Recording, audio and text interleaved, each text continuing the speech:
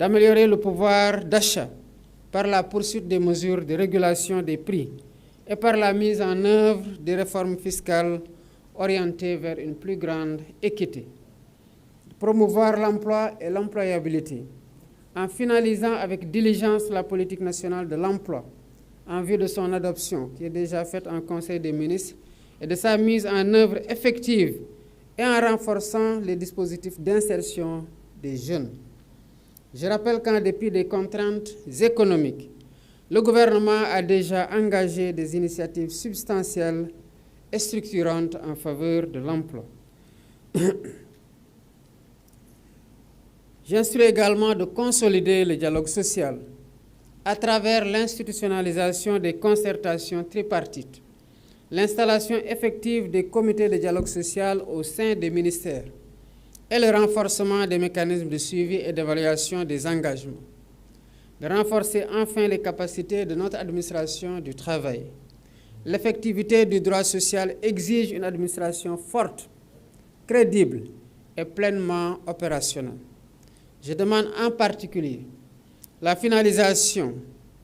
diligente de la mise en œuvre, de la mise en place du fonds d'intervention de l'administration du travail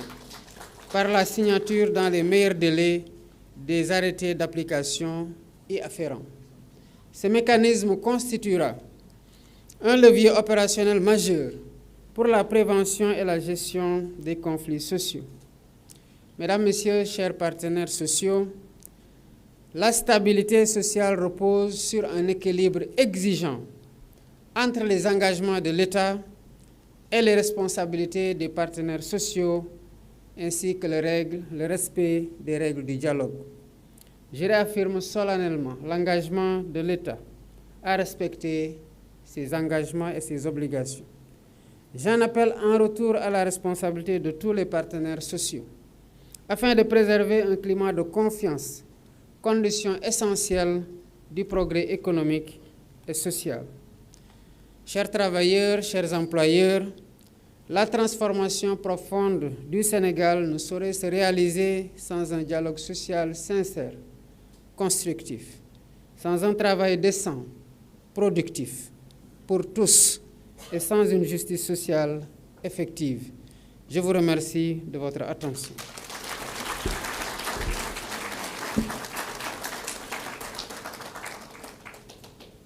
mbokk yi maa ngi leen di nuyu bu baax di leen dalal fii tey ci bésub fête du travail bu ñuy amal le 1er mai ci at bu jot di ndokkale bu baax liggéeykat yépp di leen jaajëfal ci nañu taxawoo seen liggéey ren gi ñu ngi feetewaat fête du travail ci contexte économique boo xam ne ba tey mu ngi am ay jafe-jafe gën ko yokk nag li xew ci àdduna rawatina fële ci Iran loolu am na lu mu andi ci pression ci pouvoir d'achat bi waaye tamit ci entreprise yi nga xamante ne ñooy employé et donc forcément ci employeur ak ci emploi bi loolu nag dafa laaj waxtaan guy wéy ak dégluwante bu baax te ñépp xam ci contexte boobu liñ ci mën a génne mooy ku nekk def effort d'écoute et un pas vers l'autre mu am ay règles yoo xamante ne dañ koy teggoo suñu bopp te ku ne respecter sa engagement kon gis ngeen ne installé nañu organes yi maanaam kuréel yi nga xamante ne ñoo war a saytu le pacte national de stabilité sociale waaye def nañu tamit ay jéego yu am solo ndax lii di réforme code du travail ak code de la sécurité sociale projet yi adopté nañ ko conseil des ministres te mu ngi tukkee ci waxtaan goo xamante ne daan nañ ko amal may dalal seen xel ne li ñu waxtaane woon tënk ko moo nekk ci code du travail bi bokk na ci nu ñu yokkee congé de maternité bi bokk na ci tamit li nekkoon seen préoccupation ñu bañ a fixer indemnité de licenciement bi ci code bi ñu bàyyi ko juge bi mu koy appliquer mu koy apprécier au cas par cas bokk na tamit ci jéego ñu def généraliser nañu indemnité de logement ci fonction publique bi yépp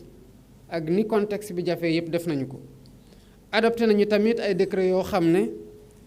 tax na ci biir secteur éducation, ci secteur santé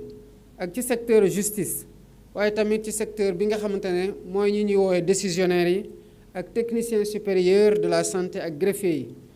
loolu may nañu seen situation statutaire ñu gën ko dëgëral. am na tamit ñoo xam ne taxaw nañ leen ci yokk seen salaire yi rawatina ñii nga xamante ne ñooy liggéey ci kër yi wala ñu nekk ci profession agricole yi. contexte bi lu muy jafe yépp tamit def nañu ay recrutement yu am solo te tamit am na yeneen yu am solo yu ñuy waajal ci at mii ñu nekk. wéyal nañu tamit di moderniser suñu administration ngir mu gën a def liggéeyam gën a nekk à l'écoute des Sénégalais et des usagers awale ko ci digitalisation procédures yi ak tamit ci interconnexion système yi nga xamante ne moom lañ koy gérer. gën nañoo yaatal tamit protection sociale nekk tamit di waaj a adopter un code une loi sur la protection sociale plutôt. waxtaan nañ tamit ak ay pàcc yu bari jaarale ko ci Haut Conseil du dialogue social waaye tamit jaarale ko ci ministère du travail, de la fonction publique, du travail et de la réforme du service public. waaye nag donte ay jéego yu bari def nañu ko xam nañu ne am na lu des moo tax ma bëgg ñu wéy di wéyal waxtaan bi te ku ne bàyyi xel ci contexte bu ñu nekk. ñu xam ne gis nañu ne ci am na secteur ba tey yoo xam ne ñu ngi am ay yëngu-yëngu ñu ngi leen di wax ne ubbeeku nañu ubbi suñuy bunt bëgg a wax continuer waxtaan bi nga xamante ne am nañu ko ak moom waaye ñu bàyyi xel na tamit dañoo signé pacte national de stabilité ci 7 at waaye pacte boobu ci ay yoon yu bari am na ñoo xamante ne taxawal nañ ko maanaam génn nañu ci observer ay mots de grève wala ñu déposer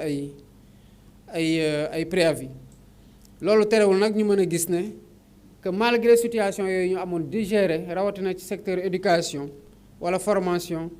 am nañu ay jéego yu tax ñu déggoo ci dara ba xaatim ak gouvernement bi ak syndicat yi loolu andiwaat dal ci école bi te loolu yëpp ci waxtaan la amee. may jaajëfal bu baax gouvernement bi ci njiital premier ministre ak ñëpp ñi nga xamante ne ci membre gouvernement bi lañ bokk te jouer seen rôle ngir ñu matal loolu rawatina ministre bi nga xamante ne moo yore fonction publique, ministre de l'éducation ak ministre des finances ñoom ñi nga xamante ne ñoo ko wéyal. ma bëggoon delloowaat rek